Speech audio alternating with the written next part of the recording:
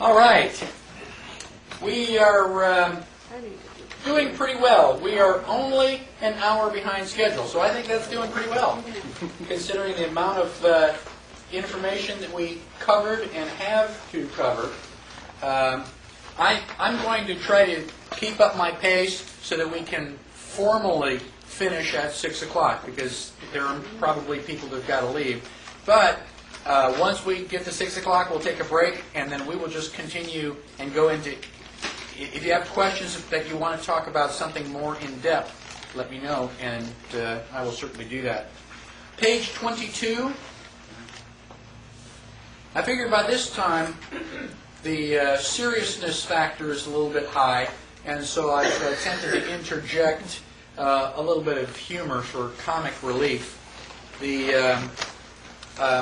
I have inserted something called a Bill of No Rights, which I've downloaded off the internet, and you've got a website there. I am not responsible for it. I only wish that I were. But the preamble to this Bill of No Rights says, "We, the sensible of the United States, in an attempt to help everyone get along, restore some semblance of justice, avoid any more riots, keep our nation safe, promote positive behavior, and secure the blessings of debt-free liberty to ourselves and our great-great-great-great-grandchildren, hereby try one more time to ordain and establish some common-sense guidelines for the terminally whiny, guilt-ridden, delusional, and other liberal, commie, pinko bedwetters." And so it goes on to say, what you do not have a right to. You do not have a right to be free from harm. If you stick a screwdriver in your eye, learn to be more careful. Okay? Do not expect the tool manufacturer to make you and all of your relatives independently wealthy, etc. So you can read that. I think that it's very humorous. And sadly enough, you probably ought to post that for some people. You know? Now, the first 10 amendments are special. They identify unalienable rights. And, although Congress may go through the motion of amending them or eliminating them, they may as well just go ahead and shred the whole Bill of Rights. They can do that too, but it doesn't make it valid. Now, there are several additional amendments.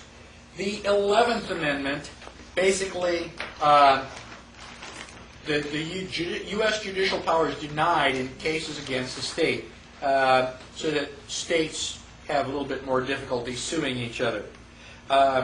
We looked at Article 2 that said the vice president is the guy with the second number of votes, second greatest number of votes. That was changed in 1804 by the 12th Amendment.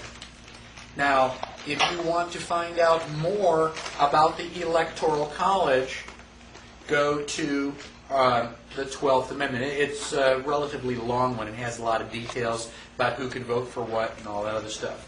So that is the process being used today. Now, the 13th Amendment is a little bit more confusing. Depends on which 13th Amendment we are talking about. Now, you and I know about the 13th Amendment that says no slavery. Okay? That was established right after the war between the states. Now, it turns out that there was another 13th Amendment. Now, after George Washington was president, John Adams became president. While John Adams was president, the U.S. Congress secretly voted to give England about 60 or 600,000 pounds of gold. Now, I don't know if that was physical pounds or British sterling pounds, but it was a lot of gold.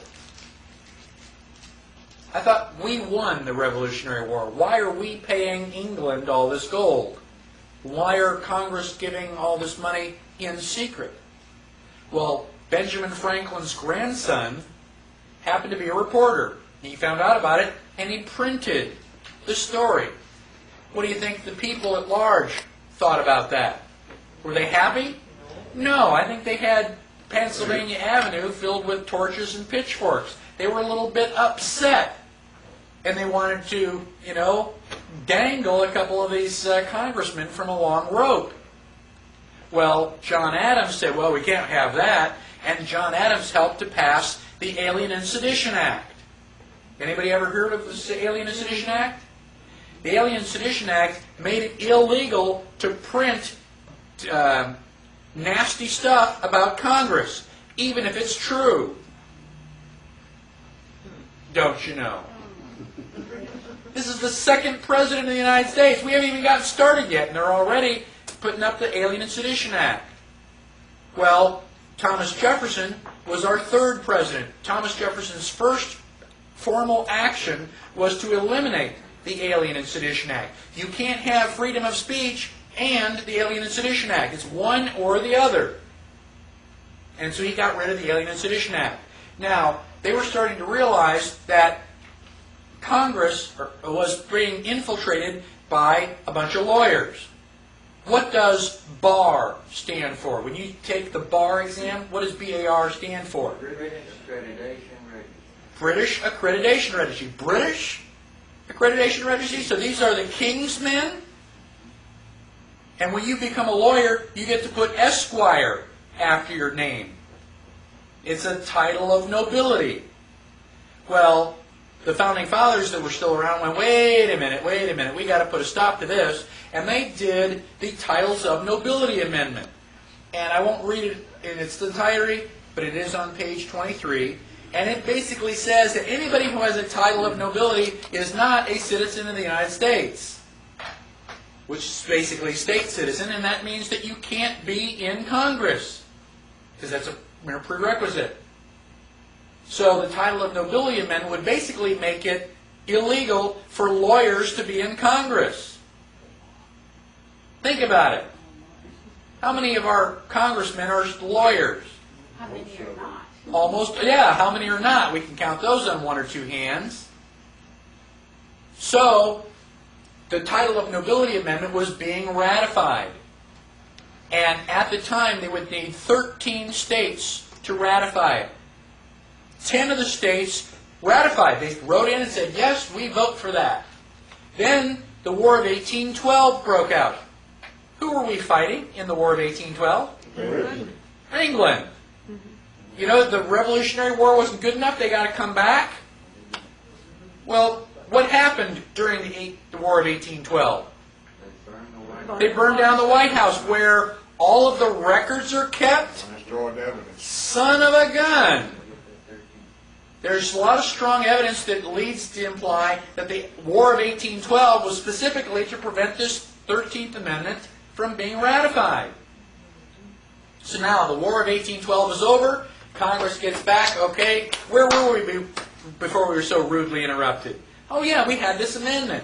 And 3 states didn't show up. You know, we didn't get their answer. Let's go get it now. So they write a letter to the president, say, go out and find out what those 3 states said. There is documented proof that the President of the United States wrote and said, what was your answer? Now, there is no evidence that the states wrote back. However, because the states were now subordinate to the supreme law of the land, every time the state would print the state laws, it seemed like a good idea to print the Constitution at the front page. That was the supreme law. All the state laws follow it. Now, you have 2 guys out in Maine, and they just do this research. They're looking through all these old books. If you like that kind of stuff, fine. Now, when they take a coffee break, imagine them going, I wonder what the oldest book in the library is. And so they go, running through all the shelves, and they find this old book, and they slide it off the shelf, and it's got all the dust, and they blow it off, and here's the Constitution. You got the Bill of Rights, and 11th, 12th, and 13th Amendment. That doesn't look like no slavery. It looks like no titles of nobility. We've never heard of that before. So they started doing research, and they found out that the title of nobility amendment was printed no less than 47 times between 1820 and 1860. Why would they print the title of nobility amendment if it hadn't been ratified? Now, all of a sudden, we get to 1860. What happened in 1860? Civil War. Son of a gun. And all of a sudden, title of nobility amendment is no longer printed. They just, what, erased it? How do you get rid of an amendment? With another amendment. Do you know of an amendment that gets rid of the titles of nobility amendment? No. So, if it was properly ratified, it's still in effect. And if it wasn't properly ratified, we can finish it. Imagine what would happen if we ratified the title of nobility amendment. Now, we could all go to Washington, D.C., wave bye-bye to all the lawyers. Wouldn't that be great? So, now, I'm not saying whether the titles of nobility amendment was properly ratified. I wasn't there. But I've given you two websites. Well, first of all, a little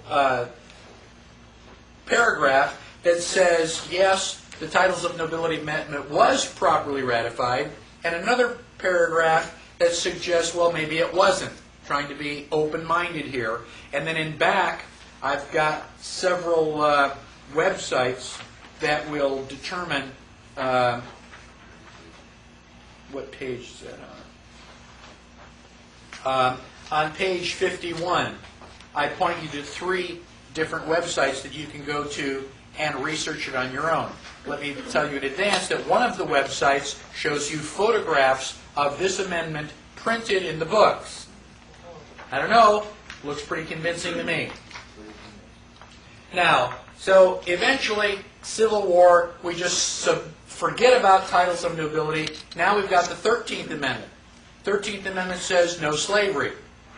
So, great, whites and blacks are the same, right? No, we've now got to pass the 14th Amendment that creates U.S. citizens and gives blacks privileges.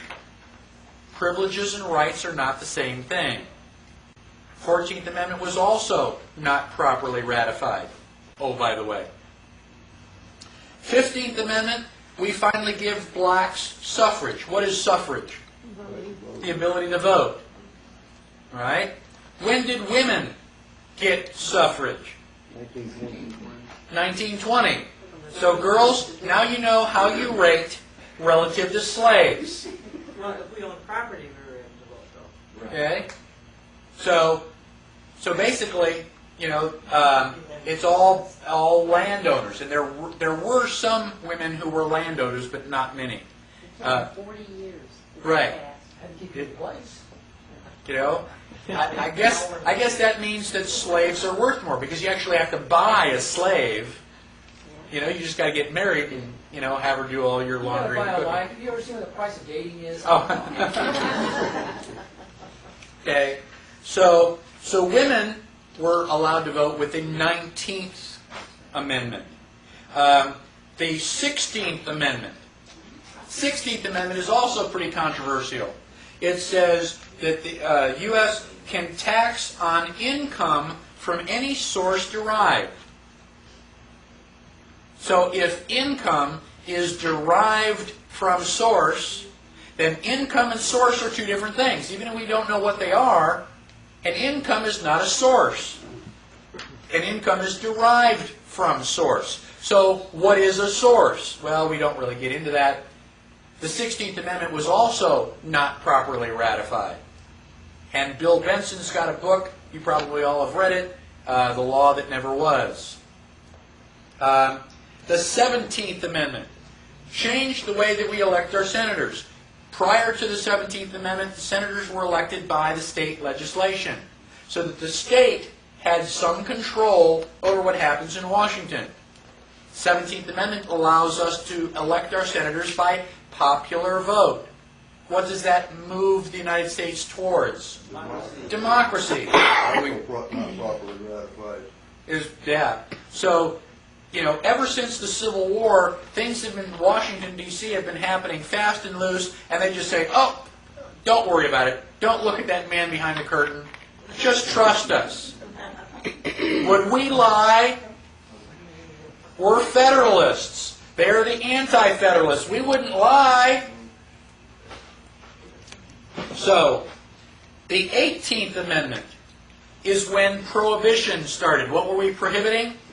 Alcohol. Alcohol. Okay? Now, the 18th Amendment is unique because it's the only one that's ever been repealed. It was repealed by the 21st Amendment. Okay? It was repealed in 1933. Everybody heard of the Budweiser Clydesdales? They were a celebration for the end of Prohibition. We were so glad that alcohol wasn't illegal anymore, that Anheuser-Busch built this great big wagon to celebrate. Well, it was such a popular hit that they just kept it as their symbol ever since. So if anybody, if you ever see the Budweiser Clydesdales, you can say, well, that's been around since 1933 with the repeal of Prohibition.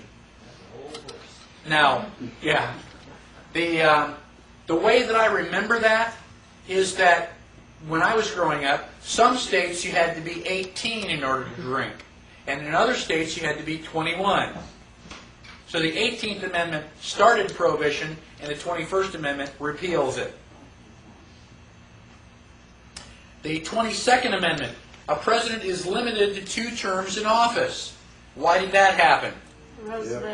Roosevelt. We were a little bit concerned that we might get an elected monarch.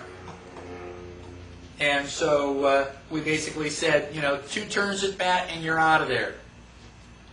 23rd gives District of Columbia electors as though it were a state. Why do we want to do that? I don't know. How do we go back and undo that? Washington, D.C. is a federal territory. Why should we give that federal territory any more power than it already has? Do you see a habit or a pattern here? 24th, elimination of the poll tax. We were going to allow blacks to vote. We're just going to charge them so much money that they couldn't. 25 is a formal procedure for overthrowing the president. After I memorize the Bill of Rights, that's the next one that I memorize. I want to know how to overthrow the president.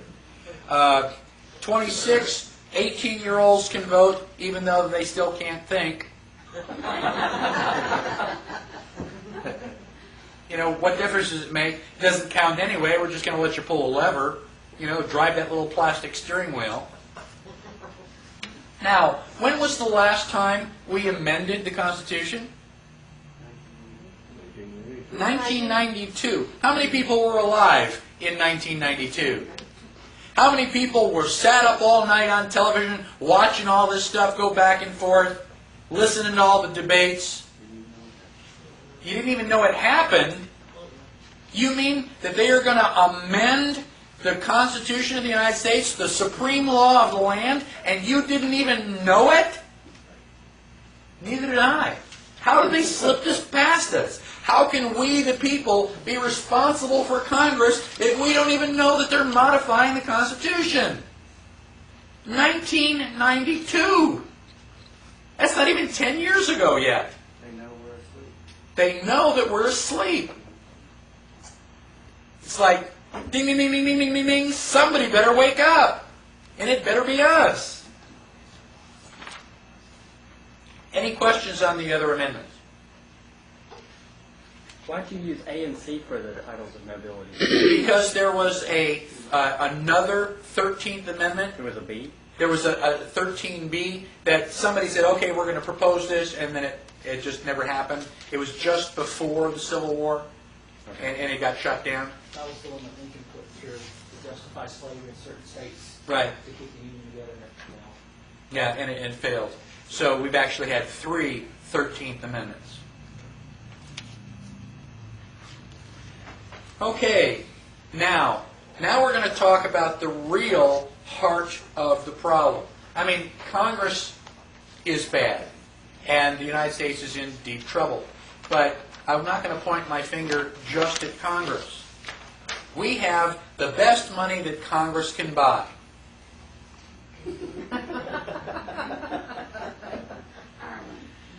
Sigh. We're going to talk about legal tender and lawful money, and what is the difference. The real problem is the economy. That's how the Constitution got started. They sent our guys to Philadelphia because the economy was bad. They were suffering from inflation. Some things, just never change. Now, let's talk about gold and silver. Why are gold and silver used as money? Around the world, not just in the United States. They're valuable. They are valuable. They have an intrinsic value. If you don't like coins, you can melt this down and make silverware. You don't rust and rot. That's where the term came from. Now, not everybody had silverware because silver is, kind of hard to come by. But, if you don't like it in this form, you can melt it and change it into something else. It has intrinsic value. All right? Why else do we use silver and gold? Constitution. So states. Well, it was put into the A small amount Constitution. of it, especially of gold, can equal a fair amount. Right. So gold is very, very valuable. Why is it so valuable? No free electrons, it won't oxidize. It won't oxidize. That's a Right. limited amount. How much gold is there? There's a limited amount. There's a limited amount. Can gold inflate? Can we just go out and just, start spitting out more gold? No. If you want more gold, what do you have to do? You got to go and dig it up. And it's hard work. And so you can spend, 10 or 15 years of your life and end up with this little ball of gold. Okay, you worked hard for it. You deserve it. Is it that ounce of gold going to inflate the economy? No. So the fact that there is a limited amount of gold and silver is a primary reason that countries all over use this as a medium of exchange. Now, when they had these goldsmiths, what you would do is, you want to buy my apple. You give me this, this gold coin. Well, there is one disadvantage to gold and silver. You try carrying this around in your pocket. If I don't have a belt on, I'm gonna lose my shorts. It's heavy. And not only that, if I'm walking around and this stuff is jingling around, everybody knows I've got it. And they can either cut my throat or cut my purse, and take it from me. So it does have a disadvantage. So one of the things that we used to do is take your money to the goldsmith. One, he would punch it into coins for you and make them all the same. And then he also had a great big lock box. So you can say, well, I want to just leave my gold here where it's safe, and the goldsmith would give you a receipt for it. Kind of like Chinese laundry. You bring back the receipt, we'll give you your gold. No ticky, no washi. So we get your receipt. So now I want to buy your gold, or you buy your apple. I can say, don't go away. And I can run down to the goldsmith, give him my receipt, get the gold, come back and say, okay, here's the gold, you give me the apple. Well, what are you going to do with it? You don't want to keep it around, so you run down and give it to the goldsmith, and he gives you the receipt. Well, gosh, that's a whole lot of running around. If I've already got my gold receipt, can I give you the gold receipt, you give me the apple? Yeah, you're going to end up with it in 5 minutes anyway. It's a lot easier to carry paper. You just put it in your pocket or your wallet. It doesn't weigh as much, and it works the same way. You want the gold, you can go and pick it up. Now, the guy who's holding all the gold goes, wow, this is a real bummer. I've got 1,000 gold coins, and people only come in and collect like 100 of them at any one time. So only about 10% of the people who have gold here ever ask for it back. Everybody's using these gold receipts. Now, because I'm not terribly scrupulous, well, how can I take advantage of that? I can print more gold receipts. Yeah, but if I spend them, everybody's going to say, hey, Jack, how come you got all this money? Where are you getting all that? So I really can't spend it myself, but I can sure loan it to you. Nobody's going to ask you. If they say, where'd you come up with that money? You go, I borrowed it from the goldsmith. So, that's like cool. So if I only have 10% of the people collecting their money, and I have 1,000 coins, I can print 10,000 notes. So I can print all these counterfeit gold receipts. and I can loan them to you and loan them to you and loan them to you, and now everybody's using the gold receipts. You can't tell them from the original ones because I printed the original ones. And now 10% of those people, 10% of the $10,000 are going to come in and collect their gold. And I've got the 1,000 pieces of gold that I need. That's how fractional reserve banking got started. I'm basically counterfeiting money legally. So now this is a really great setup. I can counterfeit this money, I can loan it to you, and now when you borrow money from me, you've got to pay me back in interest. And I'm going to ask for the interest in gold. So I don't know where you're going to come up with it, but you're going to go out and bring back more gold. So if I've got more gold, I can print 10 times as much money. For every gold coin you print me, I can print 10 certificates and loan that out. It doesn't take an idiot to figure out that I'm going to be making money pretty much hand over fist here pretty soon. Now, I've got almost the perfect setup. Almost perfect because, you don't borrow enough money. I mean, you're a nice guy, but, you only borrowed maybe $5,000. And you're going to do that once because you want to buy a house.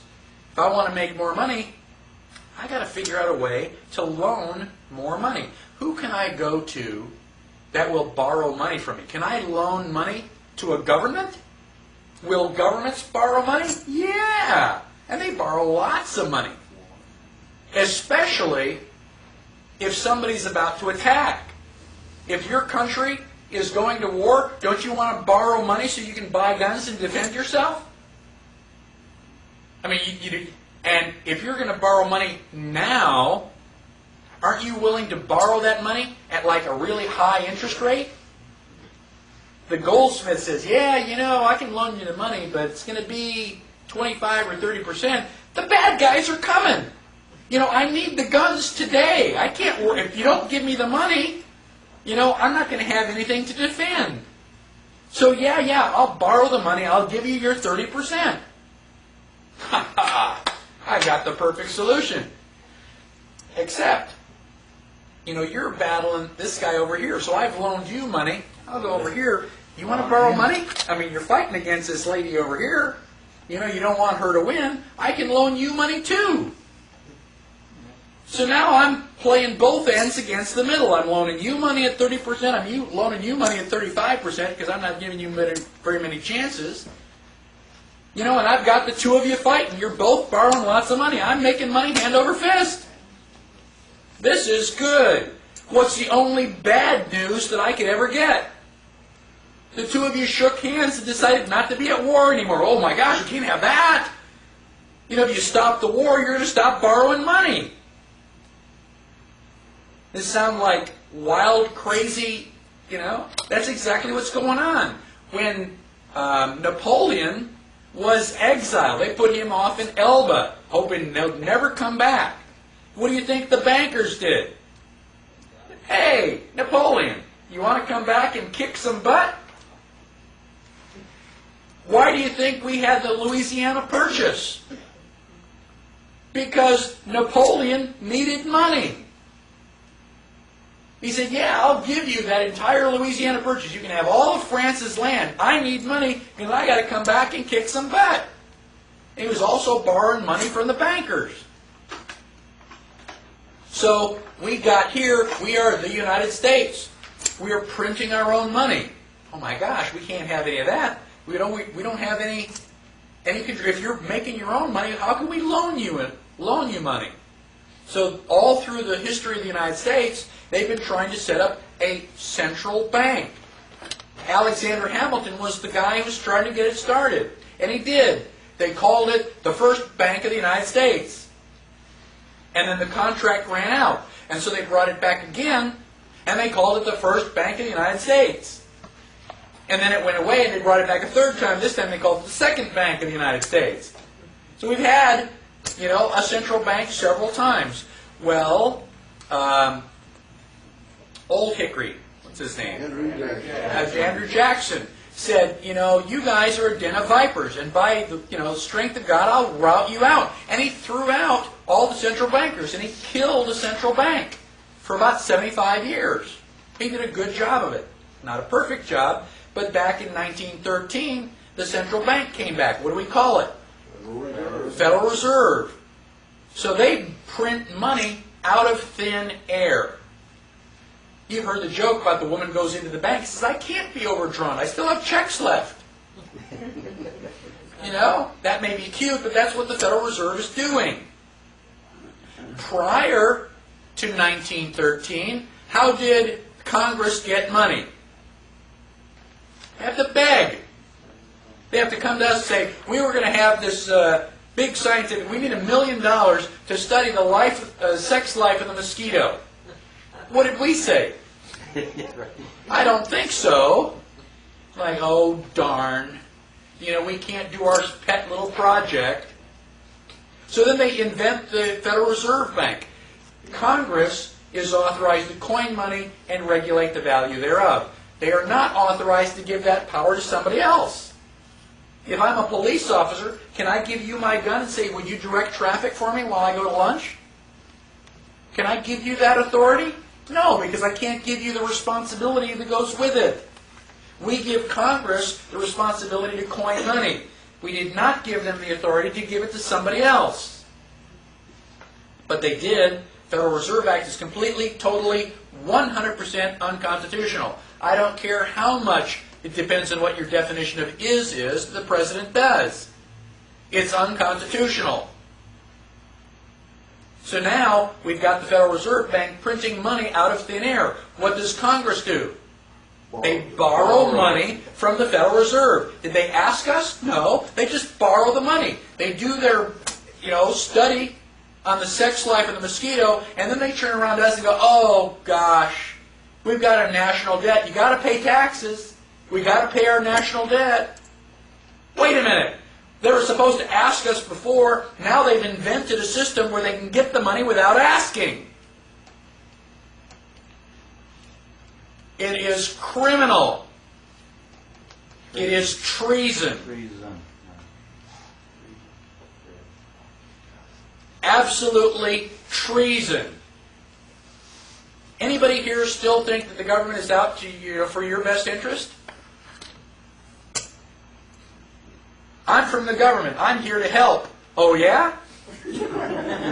Stand still. Now, one of my favorite quotes is from Ludwig von Mises.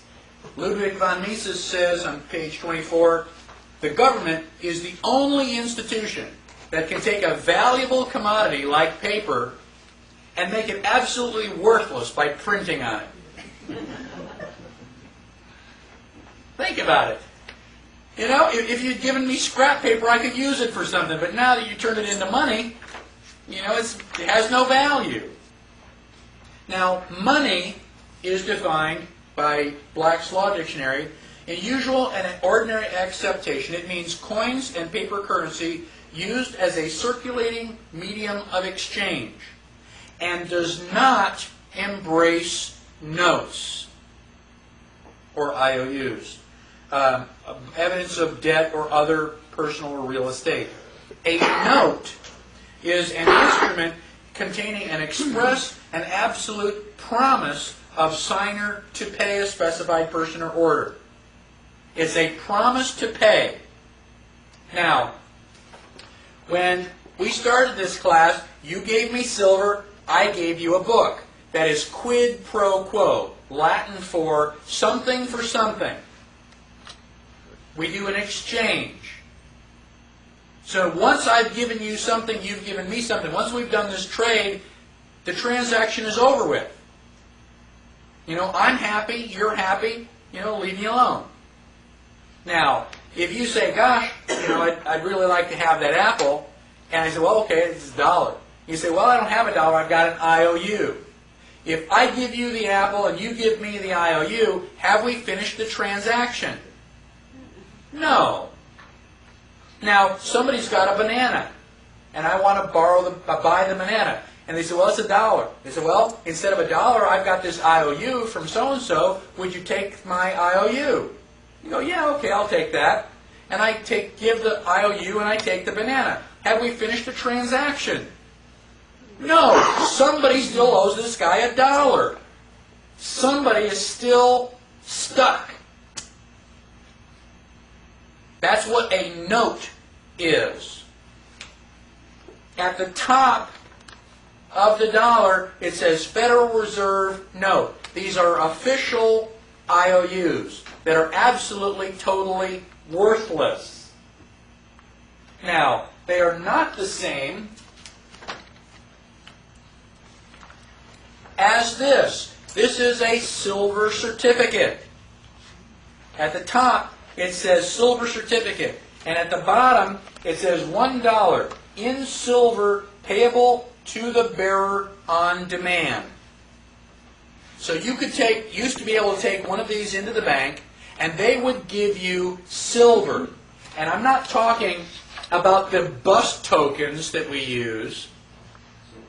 I mean, if you listen to these things drop on the floor, they sound hollow. Doesn't sound anything like silver. So, basically, this is real money because it can be converted into gold or silver. This is a Federal Reserve note, and it happens to be worth whatever Alan Greenspan says it's worth. It is fiat paper. Now, what I want to do, has anybody not seen silver certificates? I'm willing to pass these around. I want them back. Are they just a collector's item, or are they still considered? I mean, No, this will no, you- always be legal tender, right? You can spend that. Like it's $1. You know, you could spend it like it's $1, but it's worth a whole lot more. I mean, I've got those in plastic. I won't spend it, and I'll give you dollars, but I want that one back. No, I know. I meant legally, can it be? Yes, legally you can spend it. Now you're not going to find those in circulation because there are a couple 100,000 of us that know the difference, and we'll snatch those out of circulation faster. You know, On a $2 bill, it doesn't say either. what's that? $2 bill. It doesn't say silver certificate or. Right. I have to check the. I have a $2 note. I haven't checked that. There were some older $2 bills. Right. A time ago. Okay. Now, It might be the one Kennedy issued. That's in there. okay. Now, negotiable. I'll give you $2,000 for that. $2,000 for what? What is For that? one of your silver certificates. Oh, $2,000 bill. yeah. Well, we won't take that. How about this million? Yeah.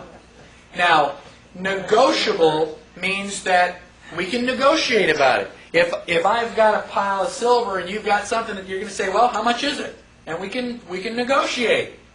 Okay? You can decide whether you want to take it or not. Non-negotiable means you don't have a choice. It cannot be transferred. Not capable of passing title or property by endorsement or delivery. This was the question that you had earlier. If I take your apple and I give you this silver, I'm basically transferring property. This is now your property. The note cannot transfer property. It's just an instrument of debt. It's basically a tally system. You do not own this dollar, even if it's in your wallet. Who owns this dollar? Federal Reserve. The Federal Reserve. It's got a serial number on it and everything. So this is their money. If you go to Avis and you want to borrow one of their cars, you take their car, drive it around for a week, fill it up with gas, bring it back. It's still their car. They're going to charge you money for borrowing it? Yes, that's known as an excise. Rent on the car.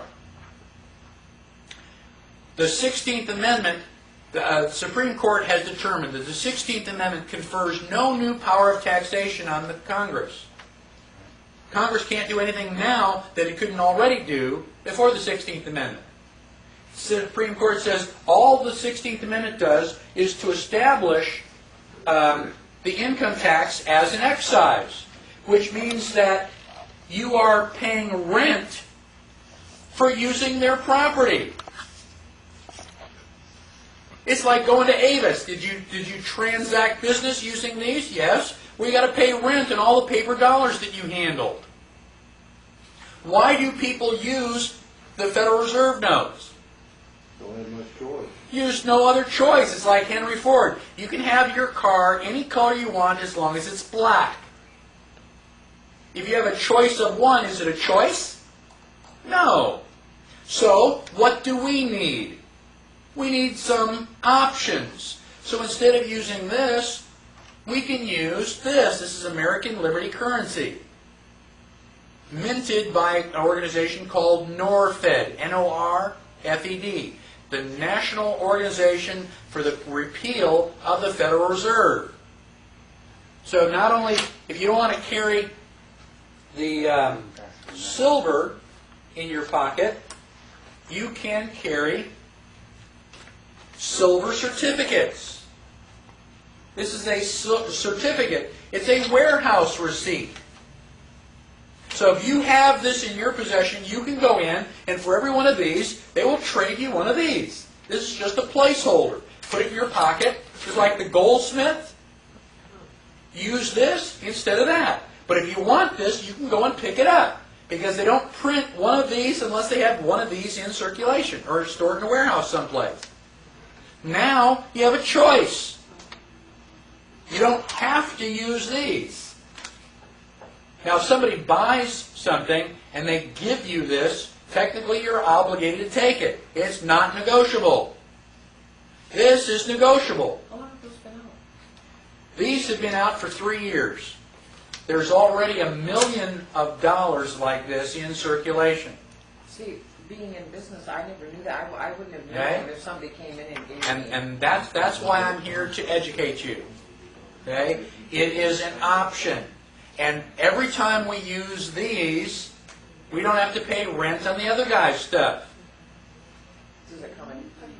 This comes in 1, 5, and 10s. And they're different sizes, so that when you stack them, all the 1s are shorter, the 5s, it's really cool stuff. Gosh, I love it. Lighter than $1? It looks I can pass this stuff around. Depends on how much it's Where for. can we get yeah. these? I mean, Yeah, where can we get it? North End. Okay? One of the places that you can get it is from me. I am a redemption center for NORFED.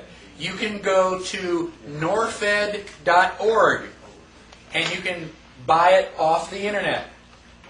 And basically, in the back of your book, in the handouts, it is like the second or third item. Okay? I've got a little flyer for the NORFED, and it explains what it is, what it looks like. It is perfectly legal. We are not violating any laws. So for those of you that don't want to go to jail for not having a driver's license, or go to jail for not paying your taxes, this is something that you can do, which is non-threatening, it's not legal, and you are helping to restore the republic. You said it's not legal. It is legal. It is legal. It's not illegal. It's not illegal. Do the merchants accept it? You can negotiate. Now, if a merchant will accept it, they can put a little silver tag. You know how you got American Express, MasterCard, Visa labels on the door? We've got another silver label about the same size that says ALC, American Liberty Currency. And we've got 3 or 4 places in Austin that will accept it. Yeah, they give you a catalog, they tell you what merchants, Right. where the redemption centers are. So if you are a business, talk to me. I'll give you a silver label. You put that on your door, and you're helping us. Now, what do you do when you get it? 2 things. Give it out to people as change. Gosh, what's this? Spend 5 minutes, tell them what it is. Okay, tell them it's silver. In fact, these spend real easy. 0.999 pure. Man, you go into Taco Bell with this, and they go, "Wow, what is that?" It's $20. It's silver. Is it like, do you take silver? It's like, wow. And frequently what they'll do is they'll put this in their pocket and put $10 of their money in the thing. I went to McDonald's one time, sold 1 to the guy behind the cash register and 4 to the people after me. They go, wow, what is that? I mean, I had to go out to the car to get more silver. Okay?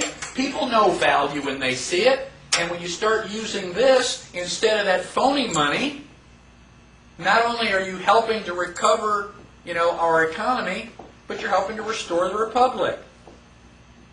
And it's only been around for 3 years yet. As more and more people learn about it, it's going to help. And I'll talk to you some more about that same organization. Did you bring a lot with you? Did you bring a lot of it with you? Yes, it did. In essence, if the Federal Reserve, if we use their note, do they, in essence, own our property that we buy with that? No, that is not true. Even though it was not a completed... But it isn't a completed transaction. We have the computer. The thing is, they don't own it, but neither do you. Your grandchildren own it. Right.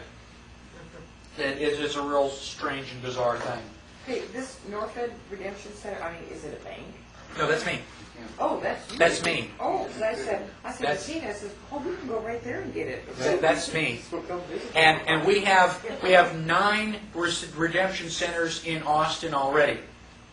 There's 4 or 5 in Houston, too. 3 years ago, they had 20 redemption centers. 2 years ago, they were up to about 100. Today, we have about 1,200. Norfed is growing exponentially. You tell 2 friends, and they tell 2 friends, and so on, and it won't be long, before everybody knows about Norfed. Isn't it interesting, though, that they're taking the Federal Reserve notes to get the whole... Well, that's cool. You give me worthless Federal Reserve notes, and I'll give you valuable silver. Yeah? Why would you do that? What are you going to do with the Federal Reserve notes? We're going to give it back and buy more silver. That's right. I didn't mean It's to like great, It's like, it still works. The more silver we get into circulation like that, the better we're off.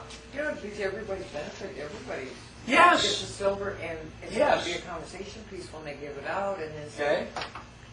I have a question. Have these notes ever been counterfeited? They cannot be counterfeited. They cannot. Well, that's great.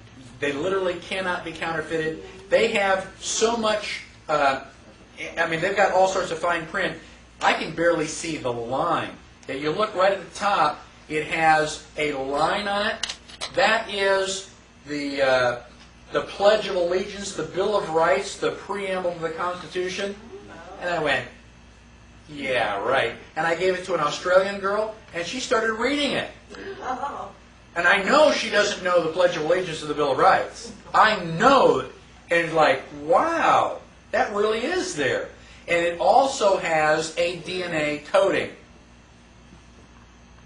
So when you have one of these, we can check it against that DNA coding to find out if it is really, what it, Are you saying Really coding COD or coding COAT? COAT. Okay. Well, both. Well, Now, the Federal Reserve Bank started in 1913, the same year that the 16th Amendment was purportedly ratified, and the same year that the IRS came into existence. What a coincidence. I've always been so amazed that all of the famous people were born on holidays. What are the chances of that?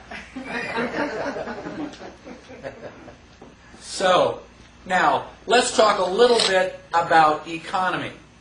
All you need to know about economy is the law of supply and demand. If there's a lot of it, the price is going to be really cheap. How much are you going to spend for cow patties? Probably not a whole lot. If I want some, I'll just go out back to the back 40 and pick some up. Gold, how much is that worth? Well, a lot, because there isn't very much around.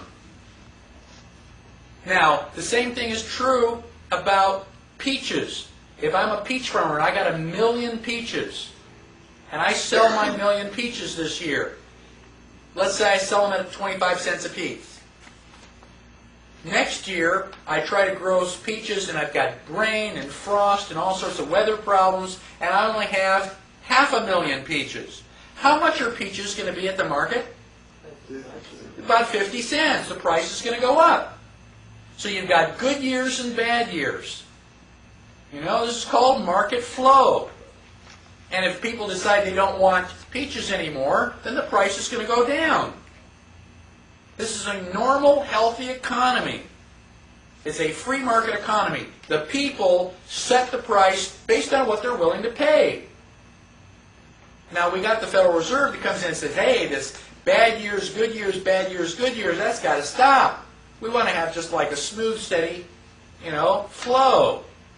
So we're going to set up the Federal Reserve so that we eliminate inflation and deflation. Oh, really? Okay. So what happened in 1929? The stock market crash. I thought the Federal Reserve was supposed to fix that. I thought it was supposed to prevent that. Ugh. Okay? So let's talk about money. When we talk about money, frequently we refer to it as the blood of the economy. Excellent, excellent metaphor. Because it circulates. If I buy something for $1 and he buys something, he buys something, he buys something, then they buy it for me, that $1 bill has gone around through all of us and basically is just an exchange. Just a placeholder. What happens if you have too much blood and your blood pressure goes up? Is that good for you? No. What happens if you accidentally slice your wrist and you start to lose blood? Is that good for you? No. There's a certain range. Too much is not good, not enough is not good. There's a certain limit in the middle where you need to have, in order to have a healthy body. Same thing is true of money. Too much or too little, and your economy is going to be in trouble. I'm going to oversimplify this, just so that, nobody can miss it. Let us pretend for the next 10 minutes that the only thing to buy or sell in the United States are bales of hay. Everything else you just kind of grow yourself. The only thing we're going to buy or sell are bales of hay. There are exactly 1 million bales of hay. There are also exactly 1 million paper dollars. How much is a bale of hay? $1. The dollar is worthless. It's just a representation of the bale of hay. So I've got my 100 bales of hay. But I've only got one cow. There's no way that my cow can eat all that hay before it goes, rotten. And plus, I got a little tiny apartment. I don't have a place to store 100 bales of hay. Where would I sleep? So what I'm going to do is I'm going to sell my 100 bales of hay, and I'm going to end up with $100. Isn't that great? So now, $100, I can put that in my pocket. I can carry it. Or I can go home, open up the safe, put the money in the safe, take out my trusty rifle, lock the safe, turn on the security alarm, and sit on the couch all night. And I'm wide awake because I've been drinking coffee. I am just one wired so-and-so. And I'm going to protect my $100. Now, overnight, the Federal Reserve decides to print and distribute another 1 million paper dollars. So I wake up, the sun comes up, it's breakfast. Now there are 2 million paper dollars and still 1 million bales of hay.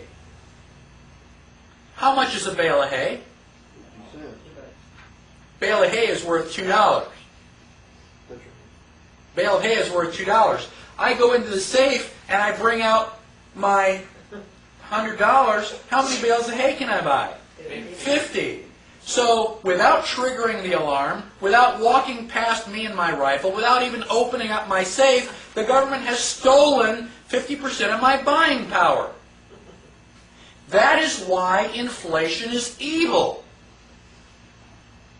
Because they're stealing from you and you don't even know it. How did we get into trouble in the first place? Why did we write the Constitution? Because each of the colonies was printing money. They were suffering from inflation. After World War I, Germany had a 5,000% inflation rate. Whatever cost you $1 in January cost you $50 in December. When I was a boy, my mother told me that you would walk around with a shopping bag full of money. Why? Because you're rich? No, because the money is worthless. It cost you $1 million to go and buy the groceries. And you say, oh yeah, but that was back, World War I. That's before my time. Ever go to Mexico? You go down and buy a hamburger and fries in Mexico, it's going to cost you 77,000 pesos. Oh my gosh, and you get your calculator out and you go, oh, that's $8. Why are pesos worthless? Because Mexico has been inflating their money. If you walk around and you see a peso on the ground, you don't even pick it up. It's not worth the time to bend over. Oh, but wait a minute, there's a washer on the ground. I'll pick that up because I may be able to use that. So it can't happen here. Ever since 1913, the Federal Reserve has been printing money, printing money, printing money. Where did it go? How come we're not knee-deep in dollar bills?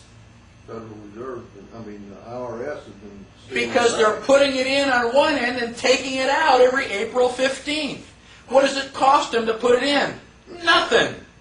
They print the money out of thin air. And they put it into circulation. How do you get it? You work your butt off.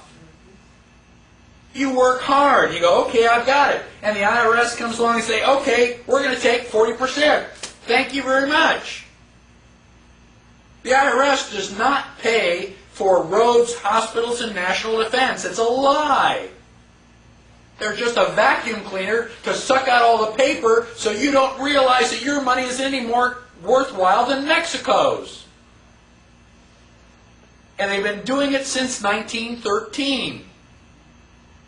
If I have a bucket and I pick a hose and I start pouring water into the bucket, what's going to happen about 1 or 2 minutes from now? Overflow. It's going to overflow.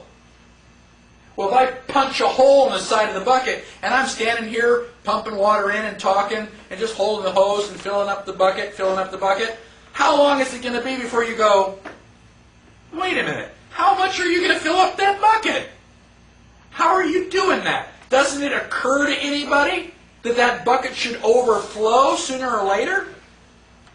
How much money does the Federal Reserve have to pump in? How much money does the IRS have to take out before you go, wait a minute, something's wrong? We have to regain control of our economy. If we don't regain control of our economy, we are sunk. End of story.